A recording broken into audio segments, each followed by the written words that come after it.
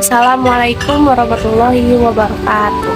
Jumpa lagi di channel Nurani Bicara di program ceramah Kiai Haji Zainuddin MZ. Semoga kita bisa mengambil pelajaran dari yang beliau sampaikan dan bisa kita terapkan dalam kehidupan sehari-hari. Selamat mendengarkan. Assalamualaikum warahmatullahi wabarakatuh. Pada pertemuan kali ini kita akan membicarakan riwayat Nabi Adam alaihi salam.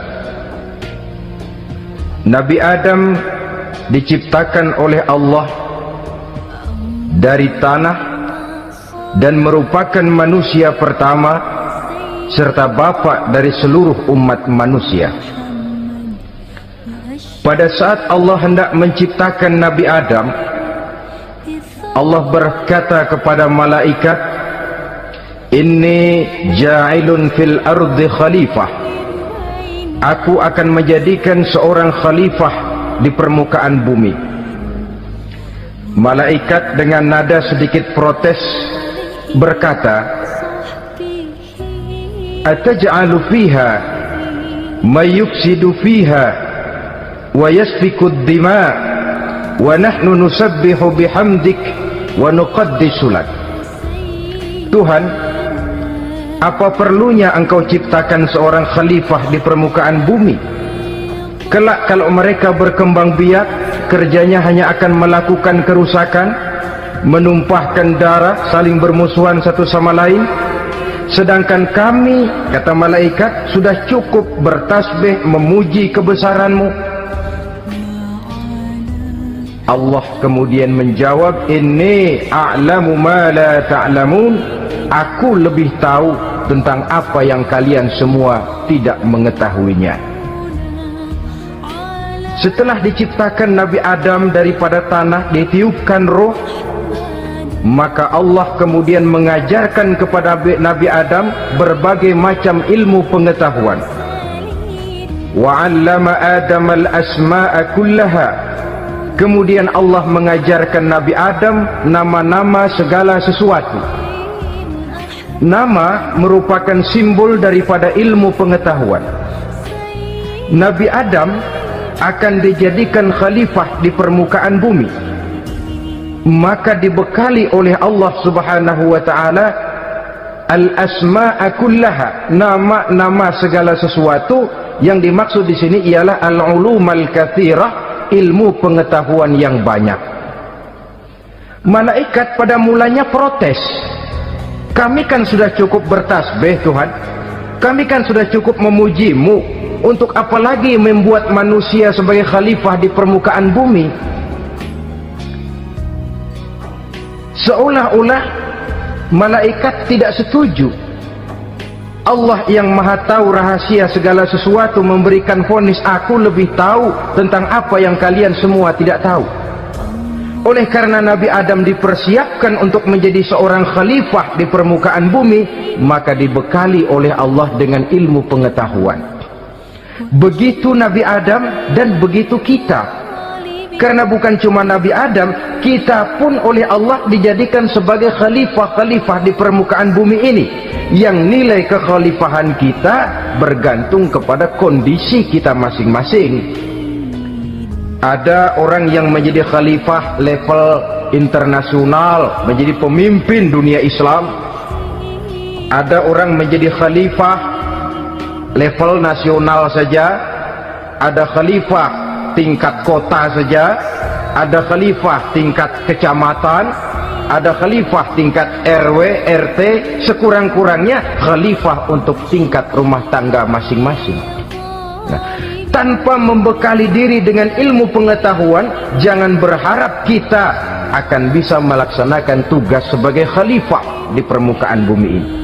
Apapun saja, Nabi mengajarkan, man arada dunya fa'alaihi bil ilmi, wa man arada al-akhirata fa'alaihi bil ilmi, wa man aradahuma fa'alaihi bil ilmi. Siapa yang menginginkan dunia harus dengan ilmu, yang menginginkan akhirat juga harus dengan ilmu, yang menginginkan dunia akhirat juga harus dengan ilmunya. Tanpa dasar ilmu, maka manusia tidak akan bisa menjalankan tugas kekhalifahan. Setelah diajarkan Adam nama segala sesuatu, dikonfrontir, dihadapkan dengan malaikat. Hei malaikat, kalau tadi kamu bilang buat apa perlunya menciptakan khalifah, nih bentuknya Adam. Sekarang hei malaikat, coba kamu sebutkan nama segala sesuatu ini yang ada di sini ini. Malaikat berkata, subhanaka la ilma lana illa ma 'allamtana.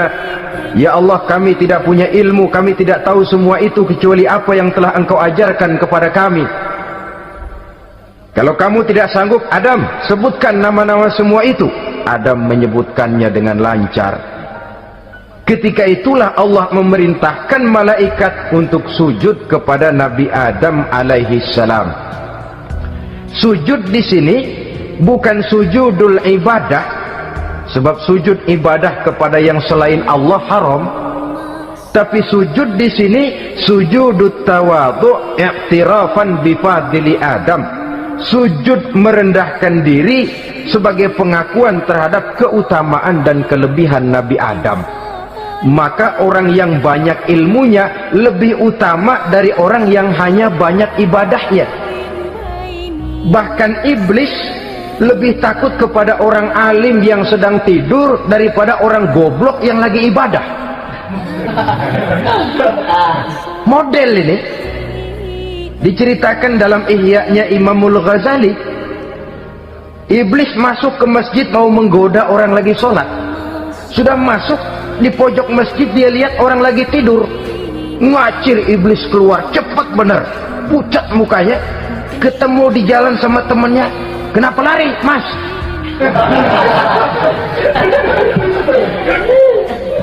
Kata temannya, saya mau goda orang sholat. Lalu tiba-tiba di pojok masjid saya lihat ada orang lagi tidur. Saya takut betul sama itu orang, lari saya keluar.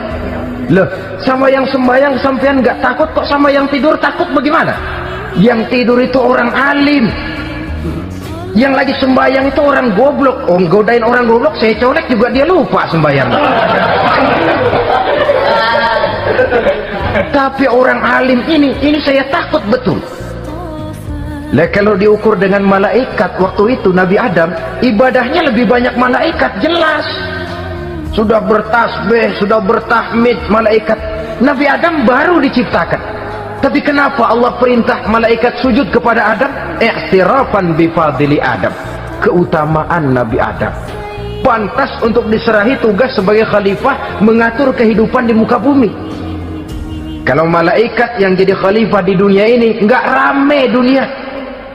Coba malaikat material harta nggak perlu, seksual nggak perlu. Dunia ini hambar. Justru dunia ini menjadi ramai setelah manusia diberikan fungsi sebagai malaikat, sebagai khalifah oleh Allah Subhanahu wa taala. Saudara-saudara kaum muslimin rahimakumullah, setelah nyata kelebihan Nabi Adam, maka Allah perintahkan Nabi Adam tinggal di surga dengan segala kenikmatan yang ada di dalamnya. Tapi lantaran sendirian, kesepian Nabi Adam ini, Allah Maha Tahu, maka diciptakannya pasangannya, yaitu Siti Hawa dari tulang rusuk yang sebelah kiri. Sehingga Nabi pernah pesan begini, istausu bin nisa fa innahunna khuliqna min dhil'in. Hati-hati kamu ngadepi perempuan. Yang tolong dengar nih yang laki-laki, yang perempuan belaga budak aja dulu lah. Hati-hati kamu ngadepi perempuan. Fa innahunna khuliqna min dhil'in, karena perempuan diciptakan dari tulang rusuk sebelah kiri. Apa watak tulang rusuk? Tulang rusuk itu kan bengkok. Perempuan tuh begitu, didiemin aja bengkok terus, dikerasin patah.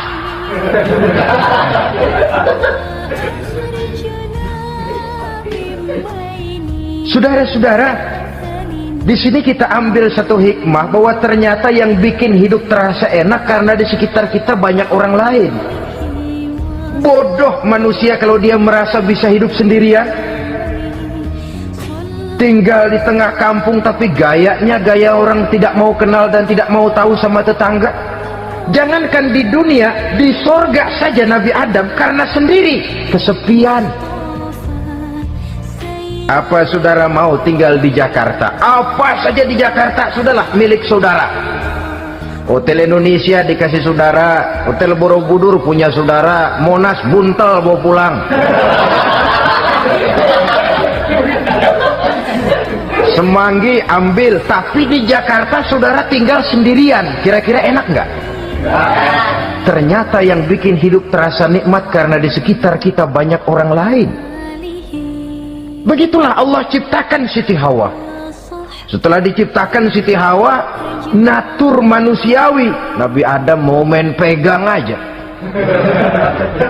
Kata Allah, hai Adam, jangan kau sentuh sebelum kau bayar maharnya. Maharnya apa ya Allah? Maharnya antusalli ala Muhammadin sallallahu alaihi wasallam. Maharnya kau bersolawat kepada Nabi Muhammad. Manusianya belum lagi diciptakan tapi namanya sudah ada, nurnya sudah ada, bahkan dijadikan mas kawin antara Adam dengan Hawa. Karena itu dalam Islam sebenarnya urusan kawin itu bukan yang sulit, maka jangan dipersulit, tapi juga jangan digampang-gampangin.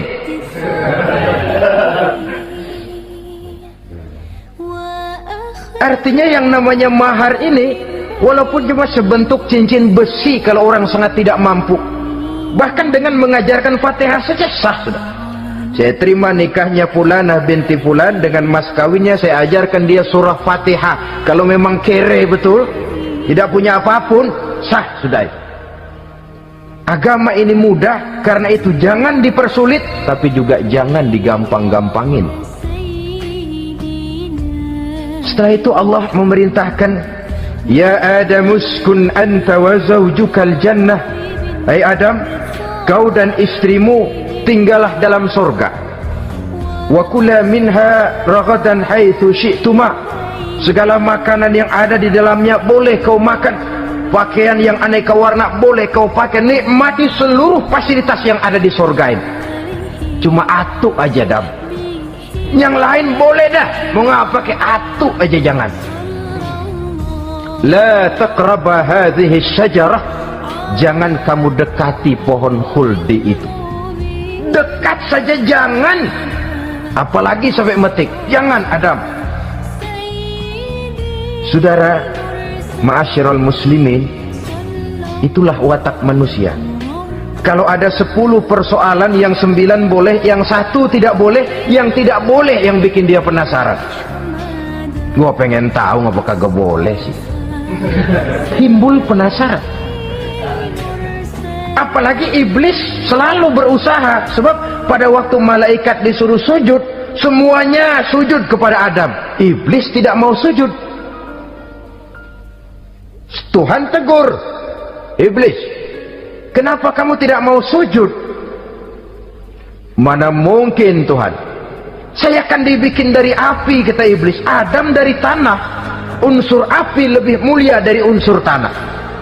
Masa saya harus tunduk kepada Nabi Adam? Gengsi dong. Adam kan anak kemarin sore baru dibikin, masa saya harus tunduk kepada orang yang macam itu? Ini kan perintah aku iblis. Kalau kau tidak mau tunduk, keluar dari sorga ini. Terusir iblis dari sorga karena kesombongannya tidak mau sujud kepada Adam.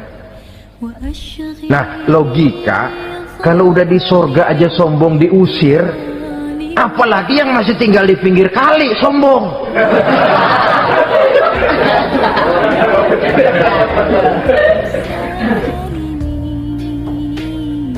Tapi sejak peristiwa terusirnya itu, iblis bikin proklamasi. Apa proklamasi iblis? Rabbi fanzirni ila yaumi yub'atsun. Ya Allah, Gara-gara Adam saya diusir dari surga. Saya minta kepadamu ya Allah, beri saya kesempatan sampai hari manusia dibangkitkan. Kata Tuhan, innaka minal munzarin. Oke, silakan. Mau apa iblis?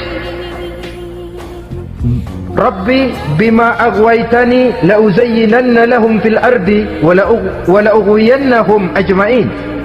Ya Tuhan, disebabkan engkau telah menyesatkan aku, akan aku hiasi mereka manusia dengan kejahatan yang ada di muka bumi ini, dan aku akan sesatkan mereka semua. Ini proklamasi iblis. Gara-gara Adam saya terusir dari surga, maka sejak saat ini Adam dan seluruh keturunannya musuh bebuyutan saya. Akan saya lakukan segala macam cara untuk menggelincirkan manusia agar mereka menjadi orang yang engkau murkai ya Allah. Kemudian Allah memberikan jawaban. Dialog ini saudara bisa lihat dalam surah Al-Hijr ayat 40, 41 sampai 44. Kata Allah apa? Inna ibadi laisa laka alaihim sultanun illa man ittaba'aka minal ghawin. Silahkan iblis, yang lain barangkali bisa kau goda, kecuali hamba-hambaku yang benar-benar hambaku, engkau tidak akan punya daya mempertipu mereka. Engkau tidak akan punya kemampuan menggelincirkan mereka, kecuali kalau memang mereka sudah mau ikut pengaruhmu. Sepanjang mereka benar-benar menjadi hambaku, kata Allah, hamba Allah yang sebenarnya, mereka di luar kekuasaanmu iblis. Tapi kalau mereka sudah turun menjadi hamba harta, hamba dunia, hamba pangkat, budak jabatan, mereka itu yang bisa kau gelincirkan. Selama mereka masih tetap sebagai hambaku, kata Allah, mereka di luar jangkauan kekuatan dan kekuasaanmu iblis. Nah, sejak saat itu kan iblis selalu nyari jalan, nyari lantaran bagaimana Adam nih supaya dia tergelincir. Gara-gara dia saya diusir dari surga. Nguping terus iblis, sampai akhirnya dia dapat berita tentang dilarangnya Nabi Adam mendekati pohon khuldi itu. Satu hari dengan muka sedih, iblis itu the best actor, aktor ulung dia. Dengan roman muka sedih, dia datang kepada Nabi Adam dan Siti Hawa. Kata Nabi Adam, iblis, ente kok tampangnya demek amat sih?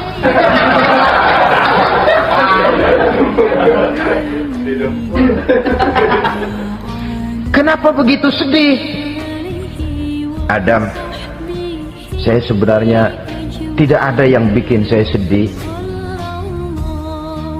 Cuma saya dapat berita bahwa engkau tidak akan selamanya di dalam surga ini. Wah Adam, kalau engkau bisa tetap tinggal di surga bersama istrimu, alangkah bahagianya saya, kata iblis. Tapi saya dapat kabar ente nggak bakalan lama-lama di surga.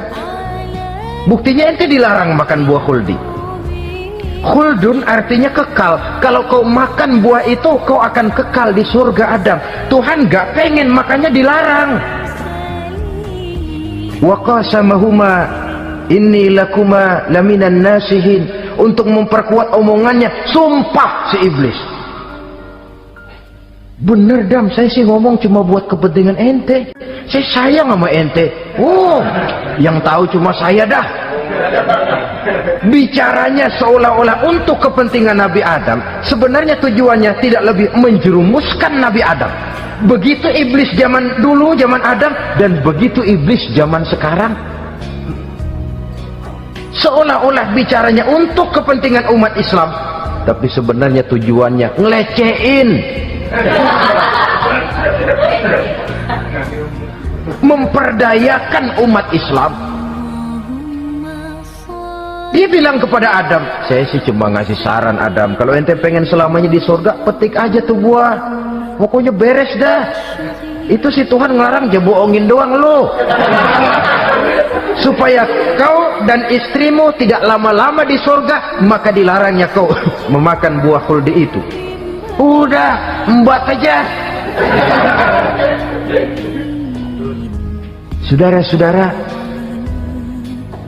tipu daya iblis ini bisa kita baca dalam surah Al-A'raf ayat 20 sampai ayat 22. Nabi Adam tergoda, ditambah oleh bujuk rayu Siti Hawa. Nabi Adam yang setengah hati itu akhirnya terpancing betul. Sebab itu perempuan, walaupun peranannya tidak begitu kelihatan, tapi memang sangat menentukan. Tidak ada seorang suami bisa sukses jadi apapun dia tanpa peran serta istrinya. Karena itu sebagai muslim, kita punya teman hidup dan kita punya lawan hidup. Siapa teman hidup kita? Dalam arti sempit, teman hidup kita istri. Kalau dia istri, tentu suami yang taat kepada Allah dan Rasulnya. Dalam arti luas, teman hidup kita ialah setiap muslim, setiap orang yang pandangan hidupnya sama dengan kita. Itu teman hidup. Lalu lawan hidup kita siapa? Lawan hidup kita secara mutlak iblis dalam segala bentuknya. Iblis yang berbentuk halus, ini ngusirnya ada lebih gampang. Konon ya, iblis setan itu kalau dengar orang azan kan lari, takut dia, dibacakan bismillah minggir. Yang sulit diusir ini iblis yang berbentuk manusia, diazanin nyengir.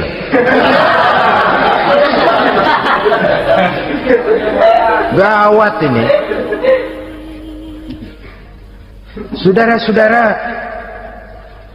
ini musuh dalam artian mutlak. Sedangkan musuh dalam artian ideologis, setiap orang yang pandangan hidupnya tidak sama dengan kita. Bahasa langsungnya, setiap orang di luar Islam secara ideologis, ya. Adapun secara manusiawi, kita tetap toleransi, saling menghormati, setuju dalam perbedaan pendapat, kembali kepada prinsip lakum dinukum. Kewajiban saling menghormati sesama manusia, tapi secara ideologis tidak ada kompromi. Begitulah Nabi Adam tergoda. Dan begitulah iblis selalu menggoda keturunan-keturunan Nabi Adam sampai kepada kita sekarang ini. Tiap kali kita hendak melakukan berbagai kebaikan, iblis ini mulai bisik kasak kusuk kesek. Saudara tadi dari rumah mau berangkat niat dengerin ceramah macam ini, apa dikira iblis enggak? Wah, gatal iblis. Kata iblis, alah jangan bertingkah lah dengerin ceramah mah urusan 70 ke atas. Ente masih muda, berjuang kita, jihad, bismillah. Tidak, saya mau dengar ceramah. Berangkat kita ke tempat ini. Sampai di sini apa dikira iblis diam? Enggak, dia bisikin lagi. Iya, lo hadir ke sono dah. Cuma nyampe sono lo ngomong aja dah. Ustadz mah jangan didengerin, ngomong aja udah. Perang lagi, jihad, saya nggak mau ngomong, mau dengerin betul-betul. Kata iblis, iya lo dengerin dah, jangan ngomong, cuman pules.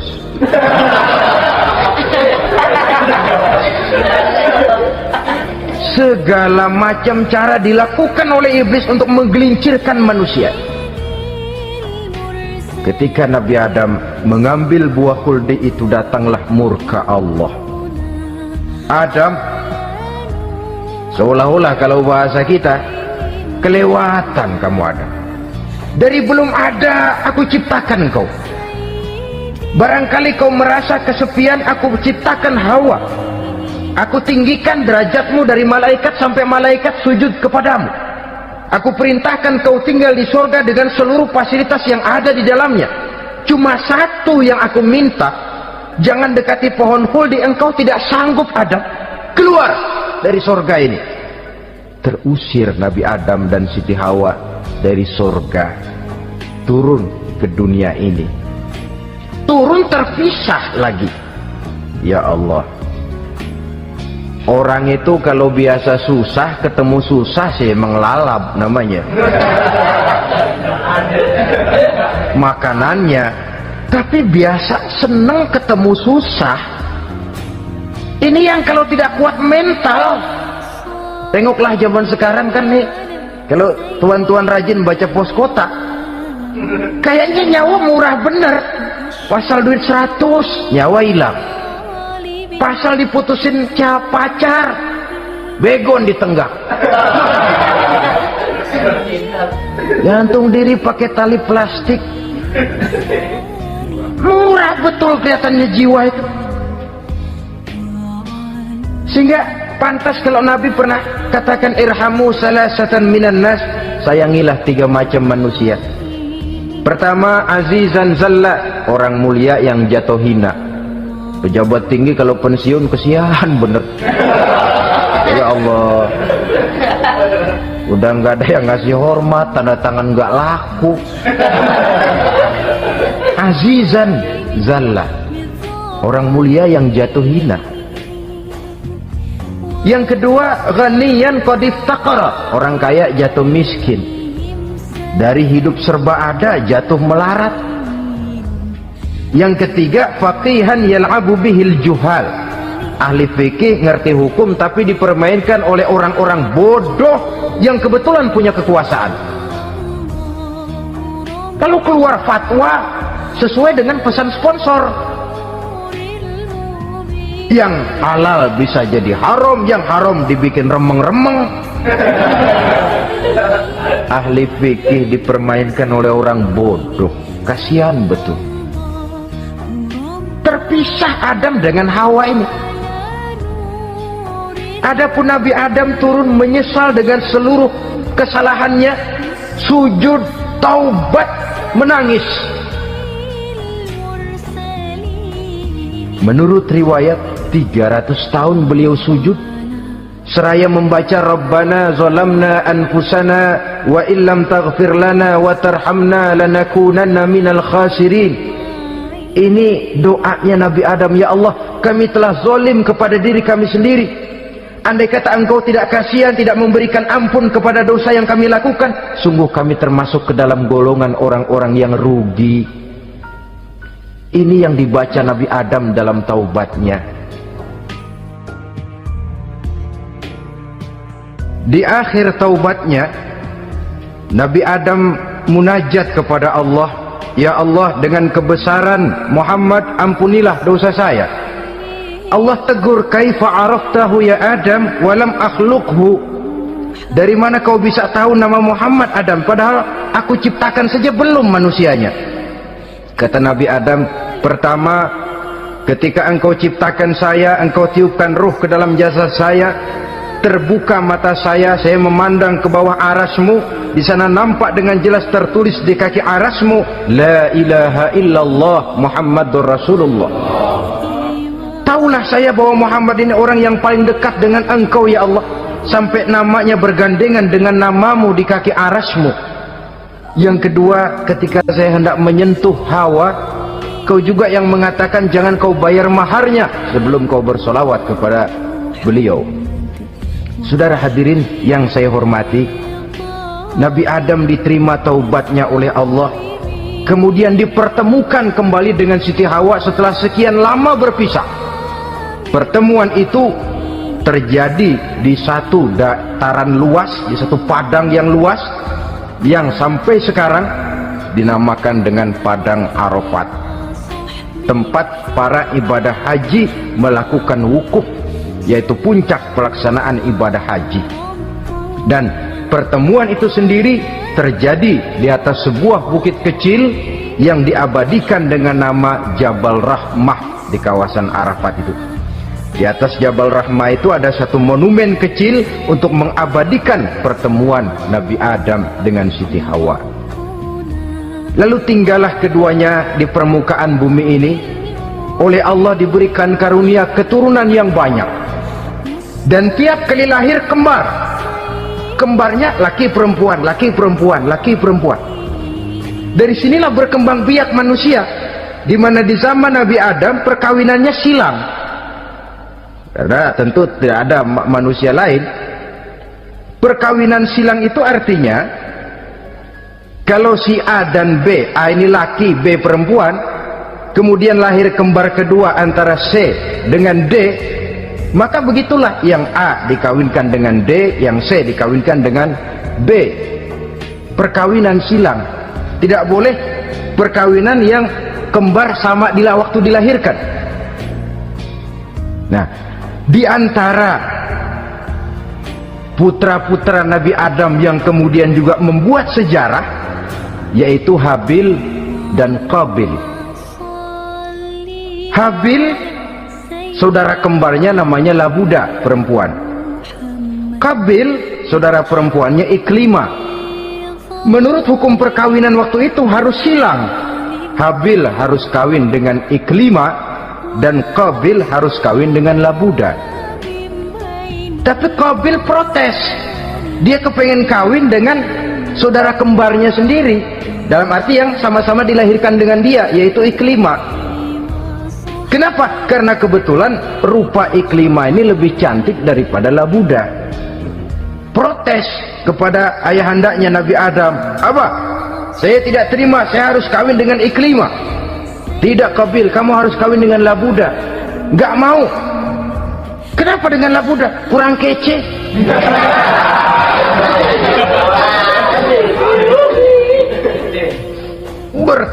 Bertengkar, Nabi Adam tidak berhasil menyelesaikan, lalu diserahkan saja kepada Allah. Kata Allah begini saja, bikin korban, kamu berdua, Habil, Qabil. Siapa yang korbannya aku terima, dia boleh kawin sama Iklimah. Ternyata korban yang diterima adalah korbannya Habil. Jadilah Habil kawin dengan Iklimah. Tapi Qabil tidak puas. Dendam kesumatnya timbul, iblis ngilikin. Resek. Akhirnya dibunuh saudaranya Habil ini. Inilah sejarah pembunuhan pertama dalam kehidupan manusia. Qabil membunuh Habil. Habis dibunuh bingung, bagaimana naruhnya ini mayat. Allah lalu memberikan petunjuk. Dalam Al-Maidah ayat 31 itu dijelaskan, ada burung gagak berantem sama burung, yang satu mati.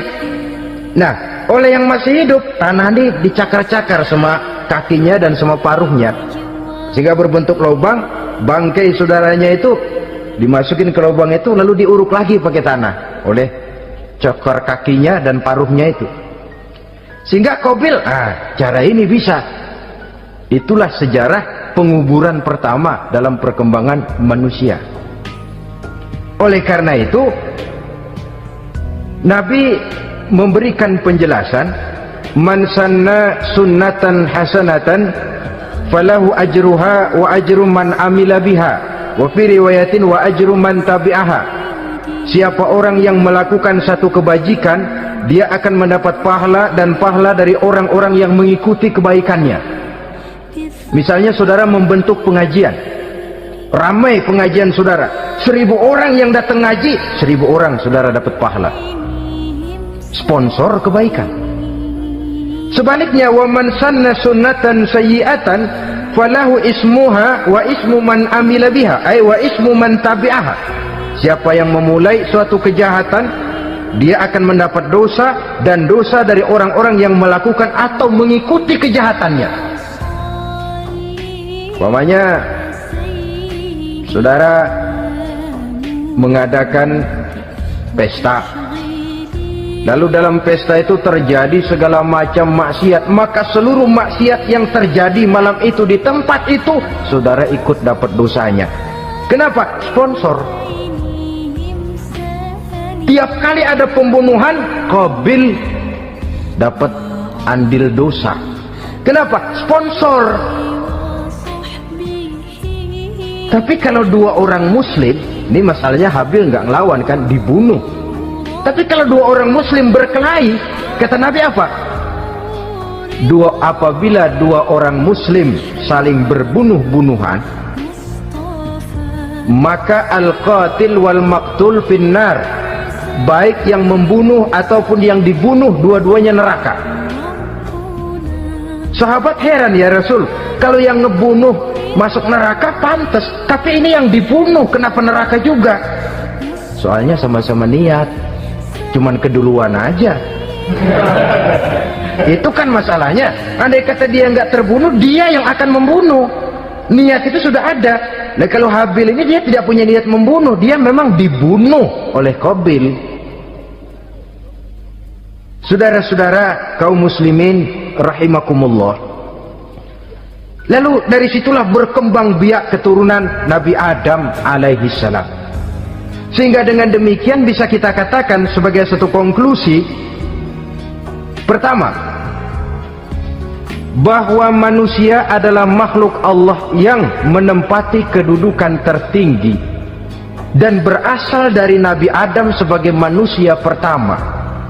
Dengan malaikat sekalipun, manusia sebenarnya lebih tinggi.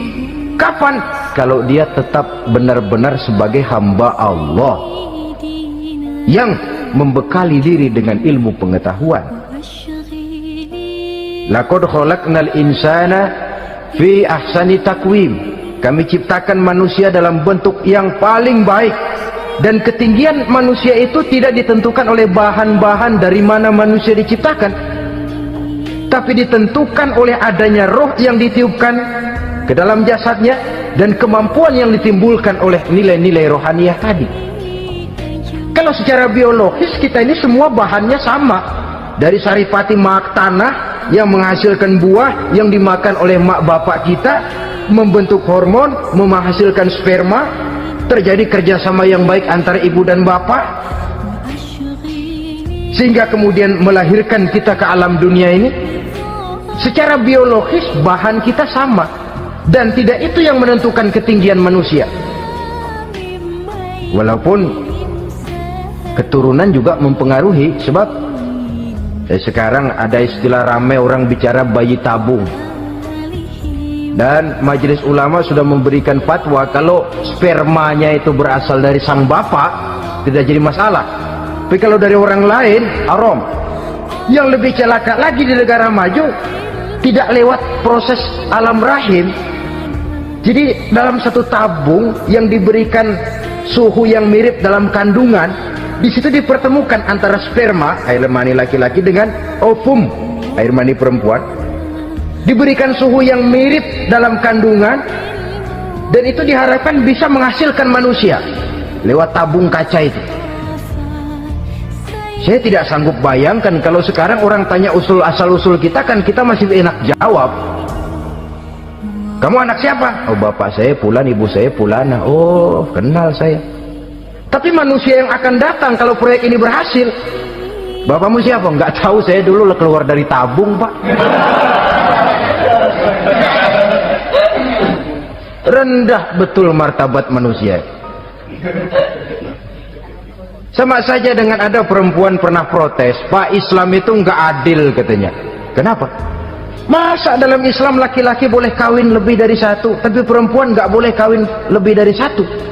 Supaya sama-sama adil, boleh dong perempuan punya laki lebih dari satu.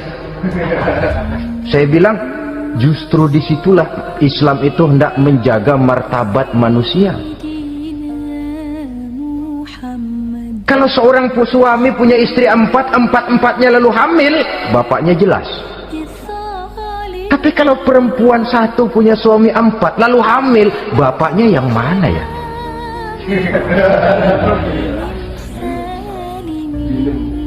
Rendah martabat manusia. Ketika si bayi lahir, ibunya lihat, nah ini jidatnya kayak si A ini. Ah, sudah, ini anakmu saja nih, jidatnya jidat kamu. Kata, antar dulu jidat saya, tapi kuping B ini nggak mau saya. Terkatung-katung si anak tanpa tahu kemana dia mesti manggil bapak. Ibu daftarin anak ke sekolah, Pak Guru tanya lagi, ini bin siapa, Bu? Bingung lah, udah tulis Bu, bin rame-rame.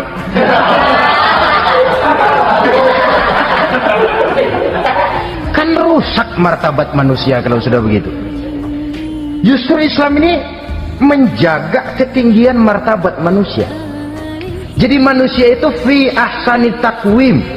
Kapan? Kalau dia bisa menjaga kehambaannya di hadapan Allah dengan melaksanakan fungsi sebagai khalifah di permukaan bumi. Tapi bila dia sudah tidak lagi menjadi hamba Allah, tidak lagi berfungsi sebagai khalifah, dia sudah masuk summa radadnahu asfala safilin.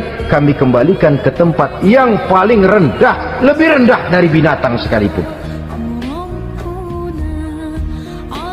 Kalau dia tetap menjaga posisinya lebih tinggi dari malaikat, malaikat saja sujud kepada Nabi Adam, apalagi kepada makhluk-makhluk yang lain manusia ini. Tapi kalau dia tidak pandai, lebih rendah daripada binatang. Inilah uniknya makhluk bernama manusia. Dengan posisinya dia bisa menjadi lebih tinggi dari malaikat, tapi juga dia bisa meluncur lebih rendah daripada binatang. Untuk menjaga itulah diperlukan agama dalam kehidupan kita sekarang ini. Bukan cuma sebagai lipstick, tapi sebagai pedoman, sebagai way of life yang akan mewarnai cara kita berpikir, state of mind, rule of thinking, cara kita memandang kehidupan ini diwarnai oleh nilai-nilai agama. Dengan demikian, maka manusia bukan keturunan kera. Sebab ada satu teori, namanya teori evolusi, yang disampaikan buat pertama kali oleh Charles Darwin. Dia mengemukakan teori bahwa perkembangan kehidupan sesungguhnya di dunia ini menunjukkan mata rantai yang utama melalui apa yang dia namakan seleksi alamiah.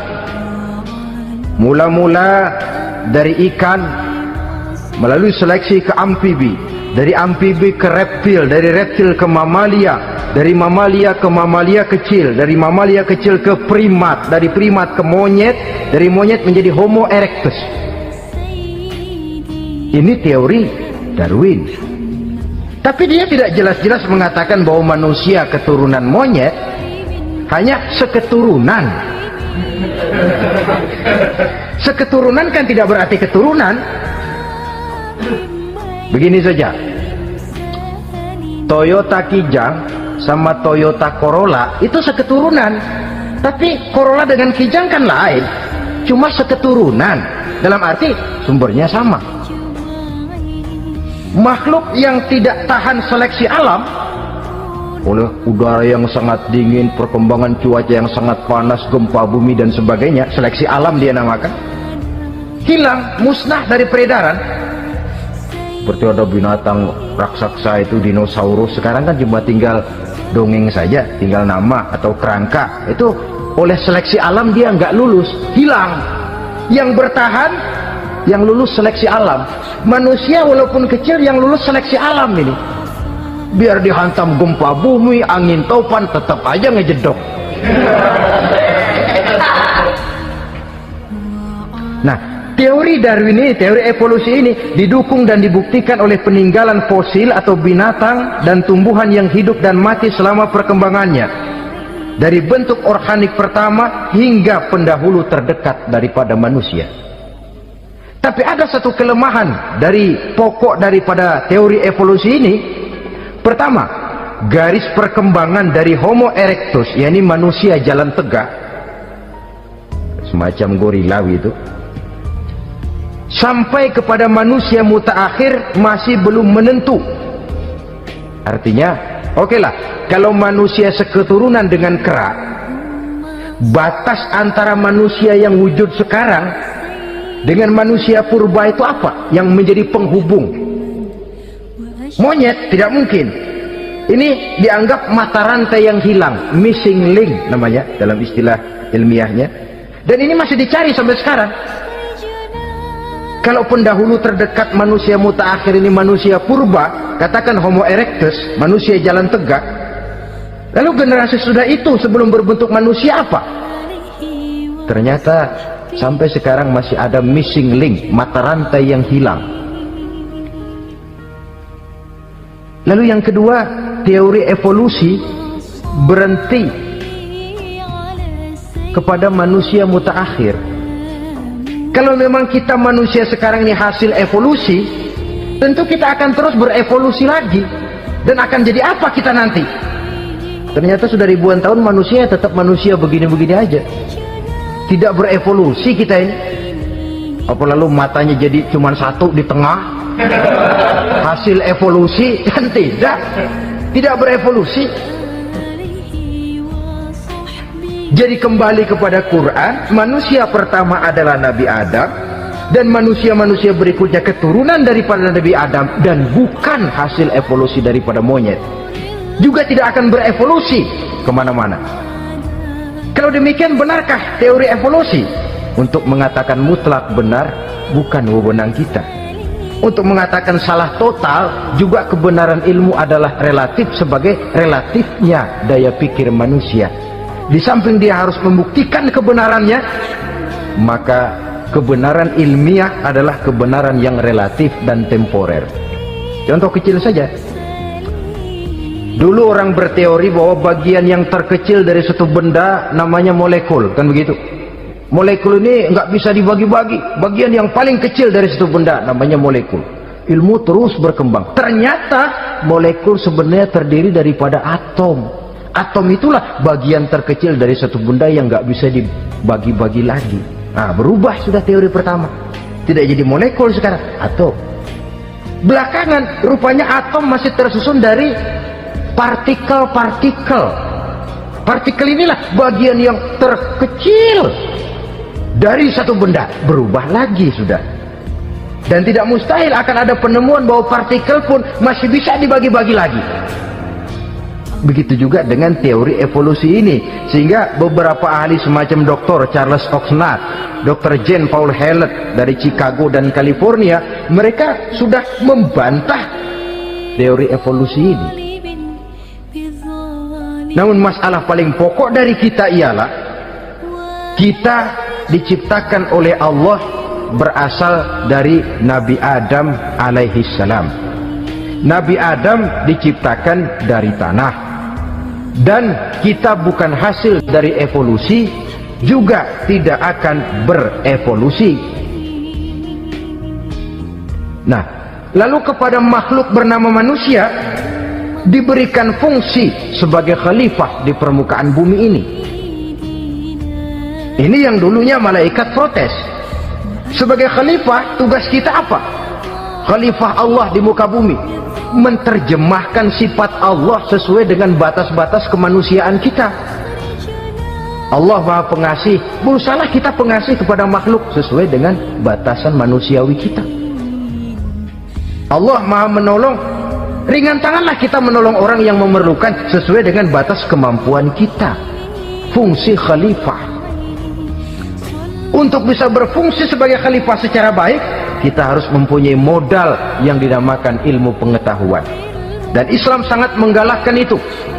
Jauh dulu 14 abad yang lalu, dari desa kecil yang bernama Mekah yang peta belum muat, orang di dunia belum kenal, sudah keluar seruan utlubil ilma walau bisin, tuntutlah ilmu walaupun di negeri Cina. Ngomong Cina di Mekah, padahal Mekah waktu itu belum masuk peta, belum dikenal orang. Sudah ada revolusi ilmu dan budaya. Belajar walaupun harus nyebrang ke negeri Cina. Lalu ada lagi misalnya, alimu auladakumus sibahata warrimayah, kata Nabi, ajarkan anakmu renang dan lempar lembing, lempar cakram, olahraga. Satu tanda Islam agama masa depan. 14 abad yang lalu di Saudi Arabia, Nabi mengajarkan, ajari anakmu berenang. Kalau Islam agama untuk orang Arab saja, mau berenang di pasir. Tapi wawasan pandangannya luas, bahwa Arab sebagian besar memang Islam, betul, tapi Islam bukannya Arab, itu juga jelas. Sepanjang kita masih menjadi khalifah Allah, maka sepanjang itu kita fi ahsani taqwim. Nah, sebagai khalifah Allah kita bertugas membudidayakan alam ini. Kita kadang-kadang terlalu, ada ayat, wa ma min dabatin fil ardi illa 'ala Allahi rizquha. Semua yang melata di muka bumi dijamin rezekinya oleh Allah. Ayat itu betul, hak, karena datang dari Allah. Bahwa rezeki disediakan di muka bumi memang, Tapi rezeki itu tidak turun begitu saja laksana jatuhnya embun di waktu pagi. Kita harus berusaha. Dan usaha manusia mencari rezeki lain dengan ayam. Kalau ayam dari tahun atu. Jadi rezekinya tuh modalnya cuma ceker patok. Coba dari tahun 1 ayam asal punya ceker, punya patok, sudah dapat rezeki dia. Nggak perlu masuk TK, SD, SMP. Tapi manusia cari rezeki, apalagi zaman sekarang, persaingan hidup tajam, lapangan kerja sulit, tensi ekonomi tinggi, masuk sekolah urusan, tamat sekolah urusan. Kadang-kadang dilema juga, masuk perguruan tinggi negeri sulitnya setengah mati kayak onta masuk ke lubang jarum. Masuk perguruan tinggi swasta yang favorit biayanya selangit. Artinya tanpa membekali diri dengan ilmu, keahlian, skill, kemampuan, fungsi sebagai khalifah sulit untuk bisa kita laksanakan. Saudara-saudara kaum muslimin yang berbahagia, kalau fungsi khalifah ini mampu kita laksanakan, iblis putus asa sudah. Sebagai khalifah, di satu pihak kita menyembah hanya kepada Allah, di lain pihak kita membudidayakan alam ini. Ada apa sih di perut bumi? Minyak, gas, timah, emas. Ada apa sih di lautan? Pelajari lewat oceanografi, membudidayakan alam. Air sungai supaya arusnya nggak mengalir mubazir, ada manfaatnya, bisa menimbulkan energi yang menghasilkan tenaga listrik, bisa mengairi persawahan, irigasi. Bikin apa? Bikin dam, membudidayakan alam. Tapi juga mengislamkan budidaya itu. Bahasanya mengkulturkan natur, mengislamkan kultur.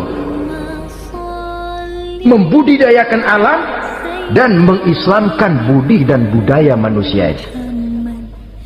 Sehingga apapun yang kita kelola dari alam ini nantinya akan untuk menunjang tugas sebagai khalifah, sujud kepada Qadhi Rabbul Jalil. Saudara-saudara, maka bersyukur kita oleh Allah dijadikan manusia tidak pesan, terima beres, cantik. Dari segi biologis maupun psikologis, tidak ada makhluk secantik manusia. Dibekali dengan agama di samping akal, sehingga agama membimbing akal agar sampai kepada kebenaran yang hakiki. Kita sebagai keturunan Nabi Adam memegang fungsi khalifah. Jadi jangan main-main loh, kita ini turunan Nabi betul ini. Saudara-saudara yang hadir semua di depan saya ini, termasuk saya, kita ini turunan Nabi, kita ini Nabi Adam. Jangan main-main loh, turunan Nabi gini-gini, Nabi Adam. Sayang kalau posisi yang tinggi kita tidak melaksanakan fungsi yang tinggi, sayang betul. Sebab itu manusia harus adil kepada dirinya, dalam arti menjaga diri dari sesuatu yang bisa menghancurkan ketinggiannya dalam pandangan Allah. Jadi kalau kita sudah lemparkan diri ke meja judi, hanyutkan diri ke tempat mabuk, hancurkan diri di tempat maksiat, itu sudah tidak adil kepada diri sendiri. Tidak bisa menjaga ketinggian yang diberikan Allah kepada kita. Dikasih baju bersih, dicemplungin di comberan, diinjek-injek lagi. Kita ini diciptakan fi ahsani taqwim. Masa mau turun berbuat seperti binatang, itu makhluk rendah? Masa mau mengikuti tipu dayanya iblis, dia sudah proklamasikan bahwa itu musuh bebuyutan kita. Innahu lakum aduwwum mubin, setan musuhmu yang jelas dalam segala bentuknya. Saudara-saudara, untuk berfungsi sebagai khalifah ini sekali lagi bekali diri dengan ilmu pengetahuan. Dan ilmu itu di zaman kita sekarang tentu kalau Nabi Adam diajari langsung oleh Allah, wa 'allama Adam al-asma'a kullaha. Nah kalau kita mau nunggu Tuhan ngajarin geblek terus,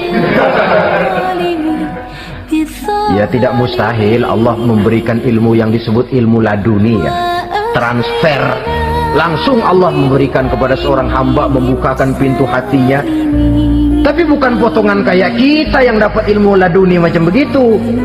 Satu contoh, menurut ceritanya Hadratus Syekh Kiai Hasyim Asy'ari itu kan ngaji beliau kepada Kiai Khalil Bangkalan Madura. Kiai Khalil nih wali 2 tahun berguru di sana, nggak diajarin apa-apa, cuma kalau pagi nyari rumput tiap hari 2 tahun. Akhirnya Hadratus saya bilang, Kiai saya kapan diajari?